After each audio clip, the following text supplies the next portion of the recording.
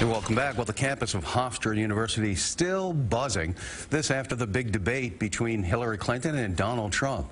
In just a few weeks, the campus itself was transformed into an international media center. That is, hundreds of journalists were on hand on Monday to report on the first head-to-head clash between the two major candidates. You could see how excited all the students were there, gathered for that big moment. And joining us now are two of the aspiring student journalists who've been honing their skills, doing that by working at the college campus radio station. They are Sean Bates and Juliana Spano. Welcome to the show.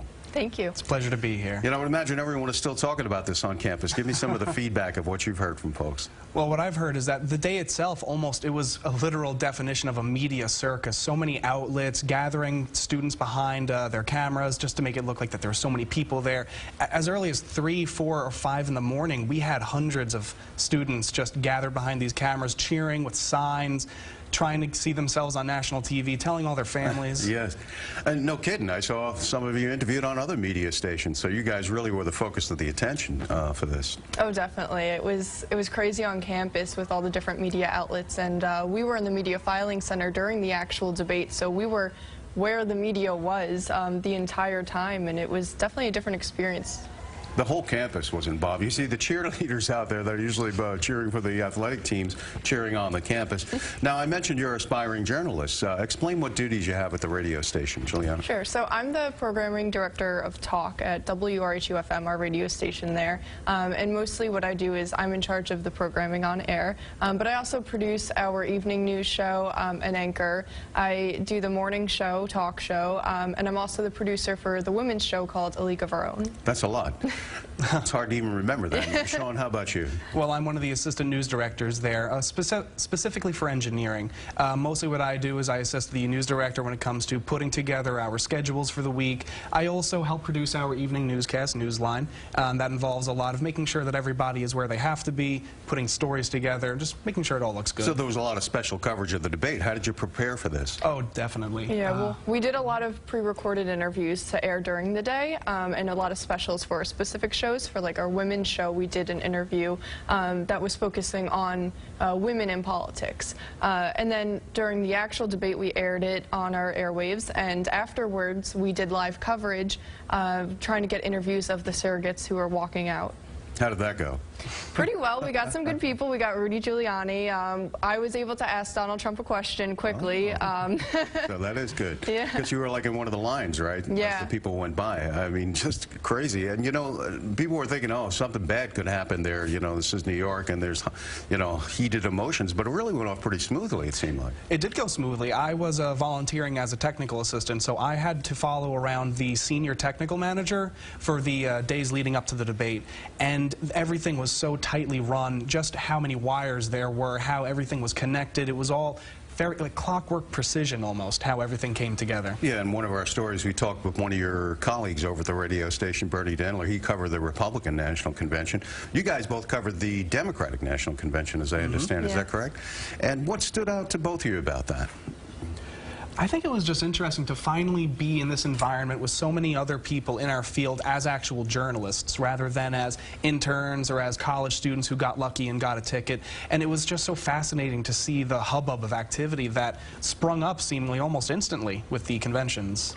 You know, what's interesting to me is that, you know, we went to the DNC over the summer and we're able to report at a very historic moment, which was, of course, when the first female candidate was nominated for a major political party, and then seeing that environment. History. Yeah. It was history made, and we were in that room, and that's pretty crazy to me. And then finding out that Hofstra was hosting the first debate and kind of having what happened at the DNC happen on our campus was very surreal. Well, I can tell that you guys are in this business. You even refer to them as the DNC. That sounds like a journalist right there. What did you think of it? No other way to put it, the media circus that was there. At the DNC itself? No, at the Hofstra debate on Monday. Oh, I mean, I feel like Media Circus really does succinctly sum it all up, but just the amount of activity that was on campus, it really brought out the Hofstra pride that we see all the time, all the signs that were there. It felt like Hofstra just became the center of the universe for just a couple of days. We had all of these media outlets broadcasting nationally, internationally, So it was an experience. Center of the political universe, at least.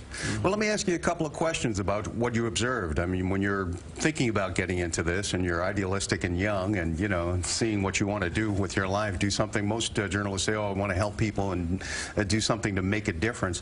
Do you feel that, from what you've seen, that the media is a fair and honest broker? Let me start with you, Juliana. Sure. I think that some networks maybe slide towards one political view, to kind of gather a certain type of audience. I mean, yeah, they call that narrowcasting, yes. And that's developed in the last 20 years.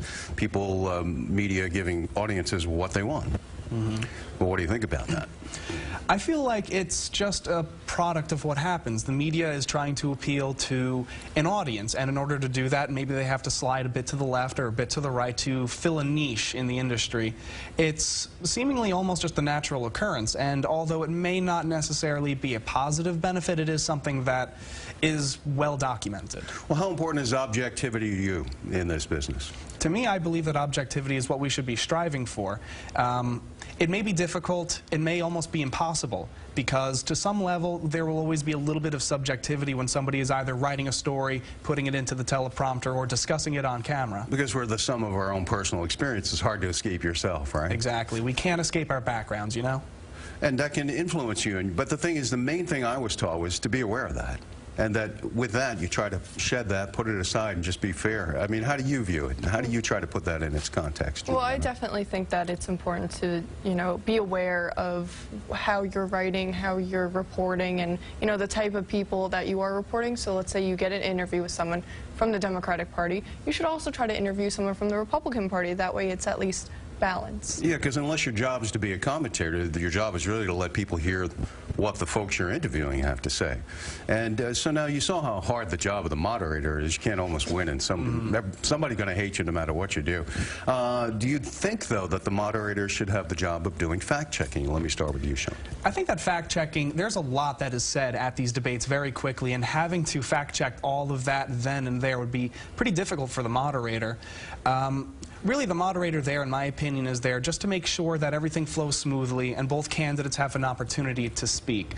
The watchdog facts-checking, it is something that the moderator could do, but it's something that may be too much for them to focus on, so it could be left to a third party at the end of the debate. Juliana? And I actually kind of disagree. I think that it is important for the moderator to step in, because you have two candidates that could be spreading lies, and the only way to find out if they're both disagreeing is for a moderator to step in and say, hey, this is exactly what happened. And we saw that happen in 2012 with Obama and Romney at Hofstra University's debate. Well, you see the debate that goes on in our own industry here. If you had been the moderator, and we have about 30 seconds here, what question would you have asked? That's a tough question. If I was a moderator, I know they did talk about climate change during that, but I definitely would delve more into that, just because I think it's an issue that we don't talk about a lot, and it is pressing, just because, you know, it's something that's going to affect our generation. Sean? I think I would have delved a little bit more into taxation. Specifically, it was mentioned a couple times about how the income inequality gap has been widening in recent years. So I feel like I would have delved a little bit more into the candidates' tax plans and seeing how that would have affected it. Well, this is you still want to join ranks with us? Yeah. Still possible? I'd say, if anything, it bolstered my desire to be involved in the media. Well, there you go. The next generation of journalists, perhaps. Juliana Spano and Sean Bates, thank you very much for coming in, and maybe we'll be hearing or seeing you on the airwaves soon. Thank you. Thank you. And we'll be right back.